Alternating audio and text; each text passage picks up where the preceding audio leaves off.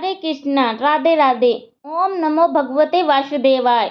एक भक्त था, वह जो रोज बिहारी जी के मंदिर जाता था, पर मंदिर में बिहारी जी की जगह उसे एक ज्योति दिखाई देती थी। मंदिर में बाकी के सभी भक्त कहते, वहां आज बिहारी जी का श्रृंगार कितना अच्छा है, बिहारी जी का मुकुट के ऐसा, उनकी पोशाक ऐसी। तो वह भक्त सोचता, बिहारी जी सबको दर्शन देते हैं, पर मुझे तो केवल एक ज्योति ही दिखाई देती है। हर दिन ऐसा ही होता। एक दिन वह बिहारी जी से बोला, ऐसी क्या बात है कि आप मुझको दर्शन नहीं देते, पर मुझे दिखाई नहीं देते? कल आपको मुझे दर्शन देना ही पड़ेगा। अगले दिन वह मंदिर गया। बिहारी जी फिर उसे एक ज्योति के रूप में ही दिखाई दिए। तो वह बोला, बिहारी जी अगर कल आपने मुझे दर्शन नहीं दिए तो मैं यमुना जी में डूबकर मर जाऊंगा। उसी रात बिहारी जी एक कोठी में के सपने में आए, तो जो मंदिर के रास्ते में बैठा रहता था और बोले, तुम्हें अपने कोड ठीक करना है? वह कोडी बोला, हाँ भगवान।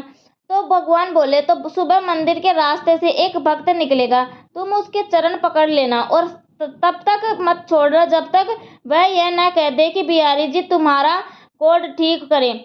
अगले दिन वह कोडी रास्ते में बैठ गया। जैसे ही वह भक्त निकला, उस चरण पकड़ लिया और बोला, पहले आप कहो कि मेरा कोड ठीक हो जाए।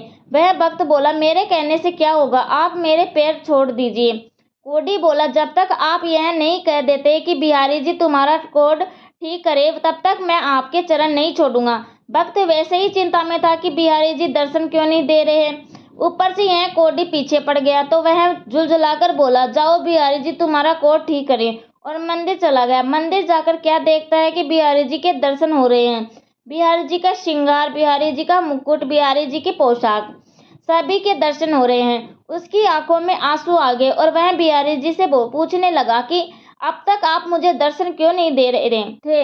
तो बिहारी जी बोले, तुम मेरे निष्काम भक्त हो, आज तक तुमने मुझसे कुछ नहीं मांगा, तो इसीलिए मैं तुम्हें क्या मुंह लेकर दर्शन देता। यह सभी भक्त कुछ न कुछ मांगते रहते हैं, इसीलिए मैं उनसे नजर मिला सकता हूँ, पर तुमने तो कुछ नहीं मांगा, तो मैं तुमसे कैसे नजरें मिलाता?